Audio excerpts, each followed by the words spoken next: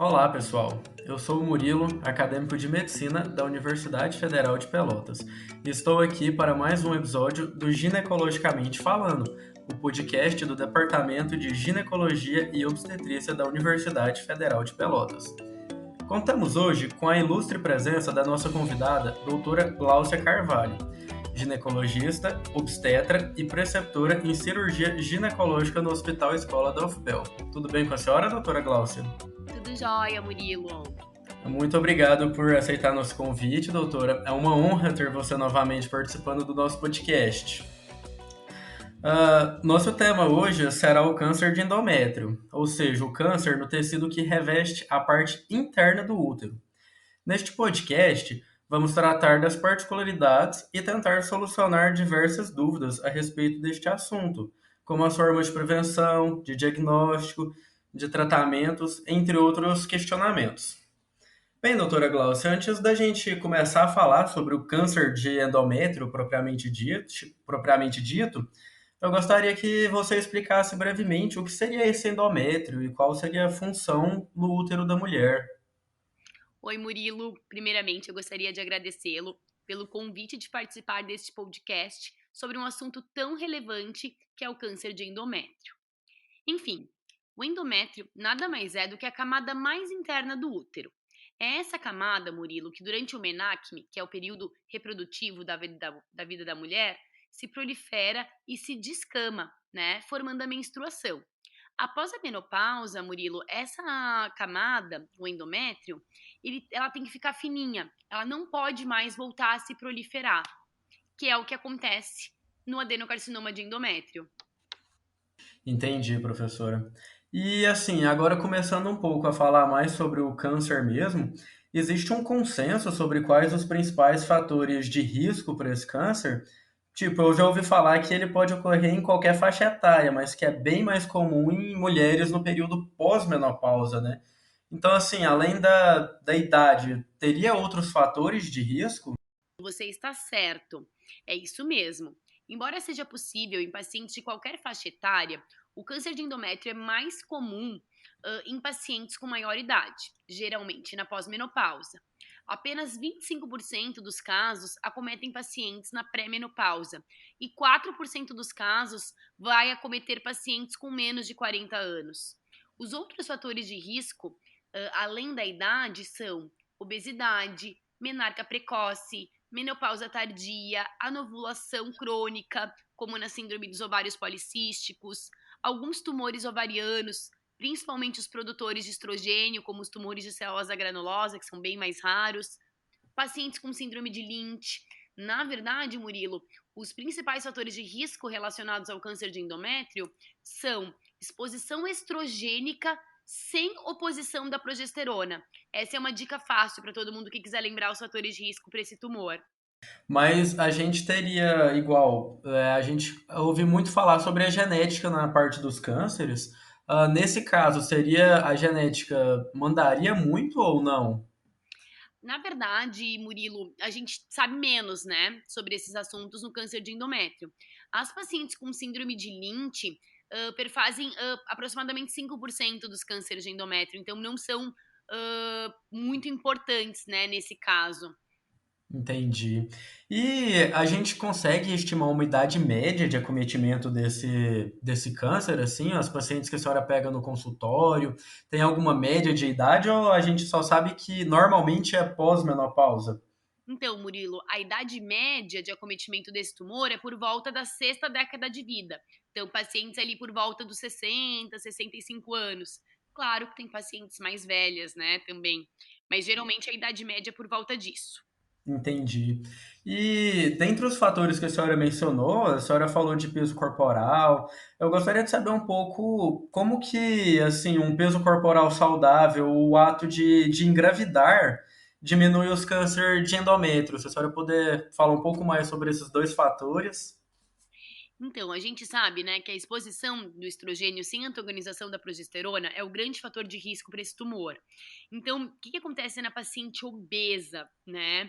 Ela vai ter um nível estrogênico maior a partir da conversão, Murilo, de androstenediona para estrona e da aromatização de androgênios para estrogênio no tecido adiposo periférico.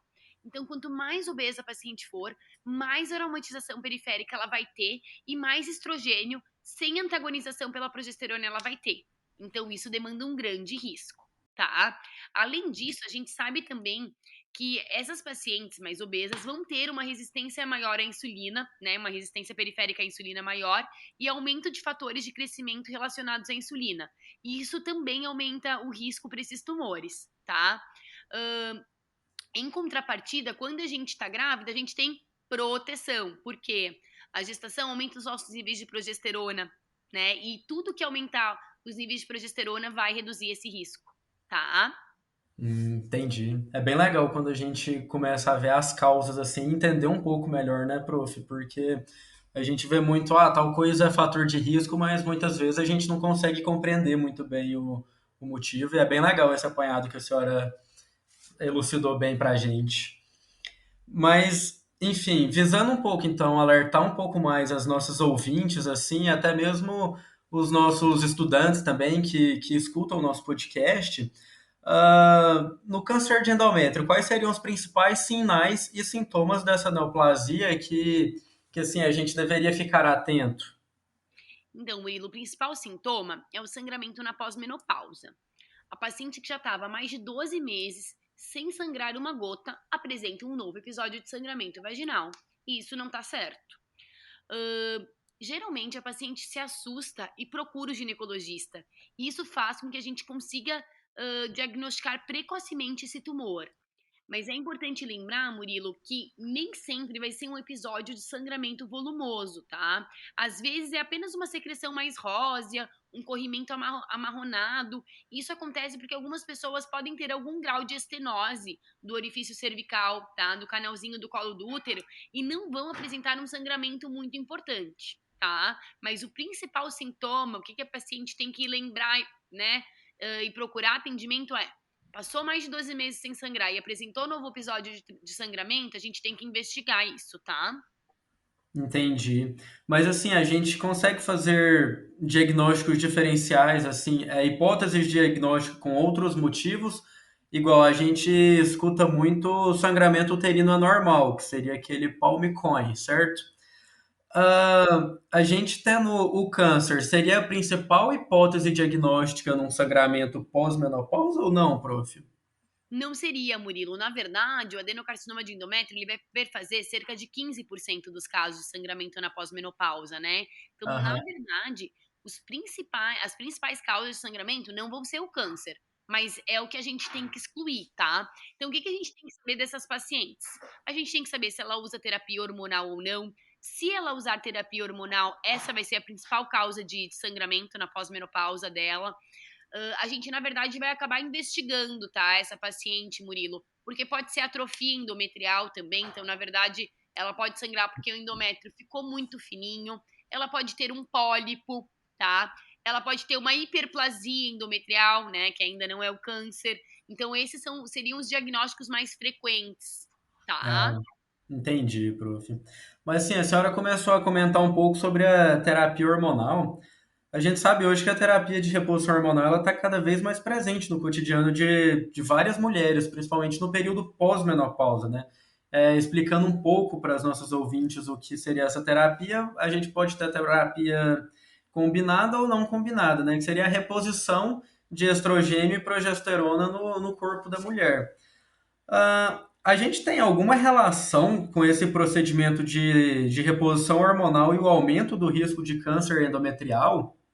Temos sim, Murilo. Para as pacientes que têm útero e fazem reposição apenas com estrogênio, isso com certeza aumentaria o risco, tá? Mas não é o que a gente faz usualmente. A terapia hormonal combinada nas pacientes que têm útero não eleva o risco para esse tipo de tumor.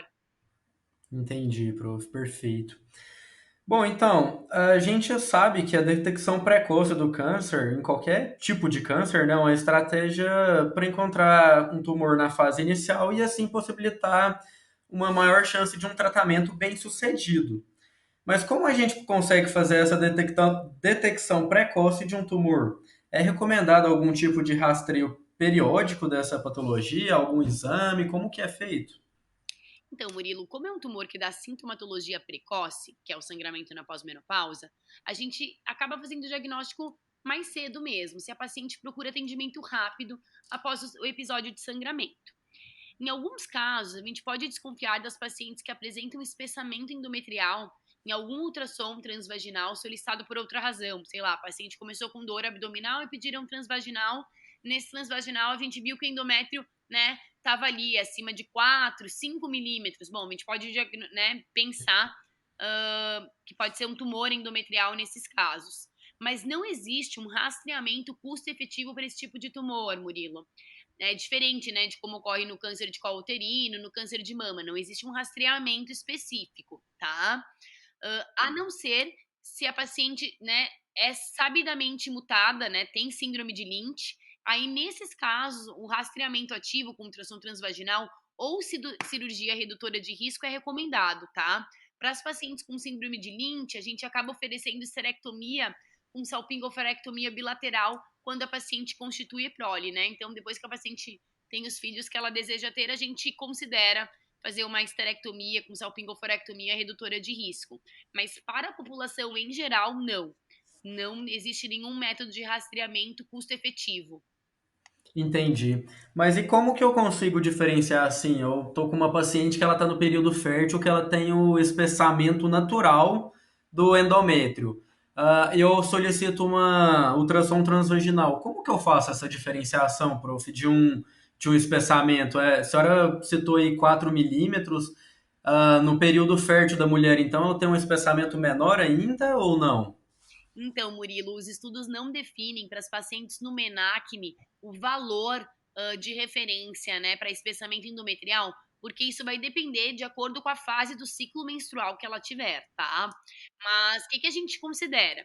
Então, pacientes, vamos supor uma paciente perimenopausa, que é obesa, diabética, e que está com sangramento mais aumentado, a gente vai acabar biopsiando esse endométrio. Se a paciente tem muitos fatores de risco, Murilo, tu fez o ultrassom, mostra um endométrio heterogêneo, a gente vai acabar biopsiando para fazer diagnóstico nessas pacientes, tá? Mas o valor de referência de 4, 5 milímetros para endométrio só vale para as pacientes na pós-menopausa. As pacientes no MENACME não têm um valor definido. Entendi. Já que a senhora entrou nesse assunto da biópsia, como que é feito o diagnóstico do câncer de endométrio? Assim, ele é baseado majoritariamente na história clínica do paciente, ou exames laboratoriais, ou exames de imagem, procedimentos diagnósticos a serem solicitados. Assim, o diferencial mesmo seria a biópsia, ou eu teria outras particularidades, como a particularidade no exame físico, algo do tipo? Então, o diagnóstico, né, a gente vai suspeitar realmente com a história clínica da paciente, que geralmente vai ser um sangramento uterino anormal, né, na perimenopausa, na pós-menopausa, na maioria das vezes, mas ele só vai ser confirmado através da biópsia de endométrio, tá, Murilo? Então, assim, a gente tem a suspeita clínica, mas só vai ser confirmado depois da biópsia. A gente precisa de um exame anátomo-patológico dessa amostra endometrial, tá? Essa amostra, ela pode ser realizada em nível ambulatorial mesmo. Ali no ambulatório a gente faz bastante biópsia com cureta de Nova, que tá? Ou até quando a gente está sem a curetinha, a gente passa uma sonda uretral para aspiração endometrial. Quando a gente não tem esses materiais disponíveis, a gente acaba encaminhando a paciente, né, para o bloco cirúrgico para a realização de esteroscopia com biópsia dirigida do endométrio, que é o padrão ouro para o diagnóstico dessa neoplasia, tá, Murilo? Se o Aham. serviço não tem esteroscopia, a curetagem uterina semiótica também pode fazer isso, tá? Pode fazer esse diagnóstico. Ah, perfeito, prof. Mas assim, existe tipos diferentes de câncer endometrial? Sim, Murilo. Embora, no geral, a gente costuma dividir em dois grandes grupos, tá? Os adenocarcinomas endometrioides e os não endometrioides. Hoje em dia, a gente sabe que isso é uma classificação bem simplista, tá? Os carcinomas de endométrio, eles são constituídos por uma série de subtipos histológicos. Tem carcinoma mucinoso, seroso intraepitelial, seroso, células claras, células escamosas, carcinosarcomas, tumores neuroendócrinos de baixo grau, tumores mistos, tumores desdiferenciados e tumores indiferenciados. Esses seriam os subtipos histológicos do câncer de endométrio, tá? Esses subtipos histológicos, eles apresentam diferentes comportamentos biológicos e diferentes respostas ao tratamento, Murilo.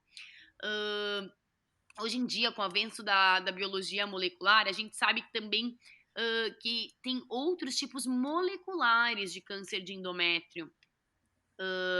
No geral, tá? A gente acaba dividindo em endometrioide e não endometrioide para simplificar, ou tipo 1 e tipo 2, tá? O tipo 1 seriam os adenocarcinomas endometrioides graus 1 e 2, com melhor prognóstico, mais indolentes, acometendo pacientes obesas e na perimenopausa ou menopausa. E o tipo 2, não relacionados, né? Seriam os tumores não relacionados ao estrogênio, acometendo pacientes mais idosas, sendo representado pelos carcinomas serosos e de células claras.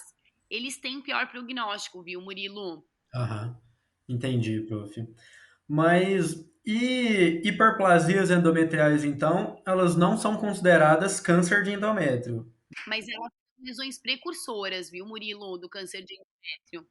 Ah, sim. Então ela tem a importância clínica dela seria essa ou não? O que eu deveria fazer quando eu consigo diagnosticar uma hiperplasia endometrial desta? Então, neste momento, o que, que começa a acontecer? A gente tem uma hiperproliferação glandular no endométrio, Murilo, que vai alterar a relação glândula-estroma, tá? E aí, essas hiperplasias, elas vão poder ser simples ou complexas, de acordo com o grau de distorção arquitetural, e elas podem ter atipias ou não, Murilo. Então, é muito diferente a gente ter uma hiperplasia simples de endométrio sem atipias, que vai ter, né, um risco de 1% de ser um câncer, do que se a gente tiver uma hiperplasia complexa com atipias que tem até 29% de chance de ter um tumor inicial de endométrio, tá? No geral, as hiperplasias elas são passíveis de tratamento com progestágenos, principalmente se a paciente tem o desejo de gestar, tá? Então, a hiperplasia a gente diagnostica ainda antes de ter um tumor endometrial. E, claro, quando a paciente tem prole constituída, a gente acaba oferecendo a esterectomia, porque manter um útero de uma paciente com hiperplasia, né, que é um fator de risco para o câncer de endométrio, nos faz, Murilo, ter que vigiar essa paciente muito mais frequentemente com esteroscopia, com biópsia de endométrio, tá? Pelo risco maior que ela tem de desenvolver a doença. Então a importância é isso. Ah, entendi, prof. Mas assim, se eu tivesse o diagnóstico da neoplasia, então, do câncer endometrial, nós devemos fazer o estadiamento dele, ou seja, avaliar o estágio que essa patologia se encontra, certo? Analisando se esse tumor está restrito apenas no órgão-alvo ou se ele já se espalhou. Como que a gente consegue fazer esse estadiamento, prof? Então, Murilo, no geral, a gente considera que o estadiamento do câncer de endométrio ele é cirúrgico, tá? É através do exame anatomopatológico que a gente vai ter o estadiamento final dessas pacientes. Claro que hoje em dia, os exames de imagem conseguem nos dar uma boa ideia desse estadiamento. Por exemplo, a ressonância magnética da pelve consegue me dizer se existe comprometimento miometrial, a profundidade desse comprometimento, né? As tomografias conseguem avaliar a presença de linfonodomegalias, né, de linfonodos suspeitos, tanto pélvico quanto paraórticos, se existe doença mais avançada na pelve. Então a gente acaba pedindo os exames de imagem e exames pré-operatórios, né, para o estadiamento cirúrgico. Mas, por definição, o estadiamento é cirúrgico. E é um procedimento eu fazer o estadiamento em todas as pacientes com diagnóstico de câncer? Sim, a Federação Internacional de Ginecologia e Obstetrícia, a FIGO, ela solicita que a gente faça estadiamento cirúrgico para todo mundo, tá, Murilo? Na prática clínica, isso vai acabar diferindo um pouquinho entre os serviços. E digo mais, como é um tumor que acomete pacientes mais idosas, vai depender muito da condição clínica da nossa paciente, né, a extensão desse estadiamento, tá? Para endométrio, existem algumas controvérsias, porque o estadiamento completo, por exemplo, fazer até linfadenectomia paraórtica, não provou ainda que aumenta a sobrevida dessas pacientes. Ah, sim, entendi. Mas, assim, então por meio desse estadiamento, é possível estimar aproximadamente a sobrevida das pacientes? E esse câncer diagnosticado, ele costuma ter um bom prognóstico ou não? Mesmo com estadiamento leve, assim, no início? O estadiamento cirúrgico ele é um bom preditor de sobrevida das pacientes, sim, tá, Murilo? Aquelas com tumores iniciais, no estágio 1A, por exemplo, elas vão ter sobrevida superior a 90% em 5 anos. Então, sim, o câncer de endométrio, se diagnosticado e tratado em estágios precoces, costuma ter um bom prognóstico. Entendi. E qual tratamento que nós devemos utilizar em caso de câncer de endométrio? Geralmente é tratamento cirúrgico, né? Então, a cirurgia ela vai ser estadiadora e terapêutica.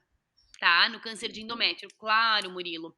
Em alguns casos, depois que, né, sai o anátomo patológico, a gente vai ter que fazer algum tipo de adjuvância, por exemplo, radioterapia, braquiterapia, em alguns casos mais avançados, quimioterapia também.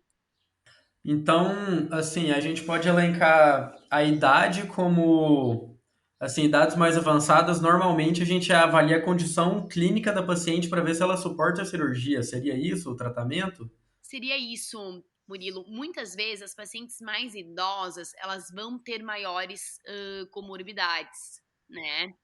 E aí, claro, a gente tem que ver se ela tem um performance status, que suporte realmente uma cirurgia grande, né, com uma esterectomia, com salpingoforectomia, mais linfadenectomia. Não são todas as pacientes que têm essas condições.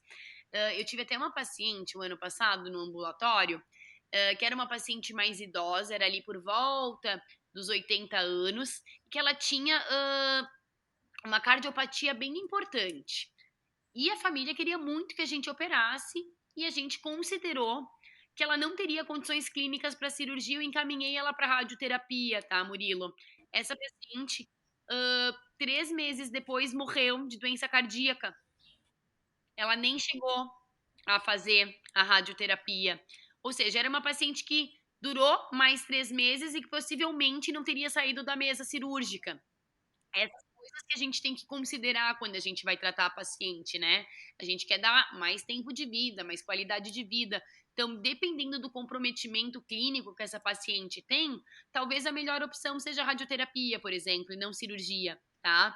Mas o tratamento padrão do câncer de endométrio seria a cirurgia. Se a paciente tem condições, é cirúrgico. Digo mais, o tratamento padrão é cirúrgico e de preferência por via minimamente invasiva, porque no geral a gente trata pacientes bem obesas, né? Onde a laparotomia vai ter mais complicações também, tá? Mas claro que cada caso é um caso e a gente sempre tem que individualizar. É importante tomar esse cuidado, né? Porque senão, às vezes, a gente tenta resolver um problema, como no caso da sua paciente, que seria o câncer, mas acaba causando outro problema maior ainda com as consequências de uma cirurgia, de um processo invasivo, né, prof? Mas, assim, após o processo terapêutico, vamos supor que eu consegui uma cura parcial da paciente com a cirurgia. Como que eu realizo o segmento da paciente? Elas devem consultar frequentemente? O que que eu devo tentar? Como que é esse segmento? E o risco de recidivas também desse câncer? Há muitas recidivas?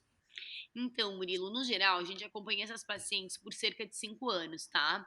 Sempre realizando exame físico ginecológico completo e solicitando exames complementares conforme a queixa da paciente, tá? Então, exames de imagem a gente vai fazer de conforme a queixa da paciente. Eu costumo reavaliar as pacientes a cada 3 meses, no primeiro ano após o término do tratamento, tá? No segundo ano, eu examino essas pacientes a cada 4 meses e depois, a cada 6 meses, do terceiro ao quinto ano. Mas cada serviço tem suas rotinas em relação a esse follow-up, tá? A gente tem que atentar principalmente a algum tipo de sangramento, por exemplo, sangramento vaginal, tendo em vista que a cúpula vaginal é um sítio frequente de recidiva, principalmente nos 2 primeiros anos, tá, Murilo? O que vai interferir bastante na recorrência dessas pacientes? Os fatores do anátomo patológico, tá? Então, se a paciente for, por exemplo, uma paciente em estágio 3C1 com um acometimento linfonodal, a gente já sabe que é uma paciente que tem mais chance de ter recorrência, tá? De ter recidiva. Isso vai ser de acordo com o estadiamento mesmo. Bom, doutora Glaucia, então, para finalizarmos este bate-papo, quais seriam suas dicas para os pacientes que nos escutam no tocante à prevenção e ao diagnóstico precoce do câncer endometrial, bem como aos acadêmicos e profissionais de saúde que recebem todos os dias pacientes para consultas e rotinas ginecológicas, né? E tem, por vezes, com escassos recursos, pensar em criar hipóteses diagnósticas para a descoberta desses casos e, posteriormente, tratamento. Assim, qual dica que você daria para todos os nossos ouvintes, assim? Bom, Murilo, a minha sugestão para o diagnóstico precoce dessa neoplasia é a gente saber dos fatores de risco, né? Principalmente idade, obesidade. Lembrar que o principal sintoma é o sangramento uterino anormal, principalmente o sangramento na pós-menopausa, e ele deve ser sempre investigado. Murilo, uma coisa muito importante que eu acho que a gente não comentou aqui no podcast é sempre examinem as pacientes. Infelizmente, eu recebo muita paciente no ambulatório que vem assim, espessamento endometrial. Não examinam a paciente, pedem um ultrassom transvaginal que vem com espessamento. Lá vou eu examinar a paciente, Murilo, e a paciente, na verdade, tem um tumor de colo que estenosou o orifício cervical e aí ela apresenta um espessamento endometrial. Então, a paciente, na verdade, não tem um primário de endométrio, ela tem um primário de colo uterino. Isso, infelizmente, acontece e não é muito raro. Então, assim, sempre examinem as pacientes, né? Mas examinou a paciente, não tem nenhuma patologia no colo, a gente, paciente sangrou na pós-menopausa, peça um ultrassom transvaginal. E após isso, confirmando o espessamento endometrial, a paciente tem que ser submetida a uma biópsia de endométrio. Pode ser feita no ambulatório. Se não conseguirem, referenciar a paciente para serviço que realize esteroscopia ou curetagem uterina para confirmação anatomopatológica, tá? Então, minha dica é basicamente essa, que as pacientes, uma vez por ano, consultem, né, que sejam examinadas por alguém e que em vigência de sangramento uterino na pós-menopausa, que seja solicitado um ultrassom para a gente ver o espessamento endometrial. E de acordo com isso, encaminhar, né, referenciar a paciente para um setor terciário ou não. A gente vê o tamanho da nossa responsabilidade nessa parte que a senhora fala quanto ao exame físico ginecológico mesmo da paciente, né? Porque às vezes a gente pode estar numa causa secundária e a causa primária no exame que a gente consegue fazer ali com o espéculo a gente não faz porque fica refém de exames laboratoriais, né? Exatamente. Bem, doutora Glaucia, em nome de toda a nossa equipe do Ginecologicamente Falando, eu gostaria de agradecer imensamente a sua participação em nosso podcast. Tenho certeza de que as informações trazidas pela senhora irão estimular as pacientes a realizar seus exames preventivos e complementares. Lembrando sempre que a prevenção é a chave da cura de diversas doenças. Muito obrigado pela sua participação, doutora Glaucia. Eu que agradeço, Murilo. Foi um prazer enorme fazer parte desse podcast. O prazer foi meu entrevistar a senhora e ganhar uma aula maravilhosa dessa sobre o tema também. Muito obrigado. Nada, Murilo, foi um prazer. Bem, um grande abraço a todos e até o próximo episódio do Ginecologicamente Falando.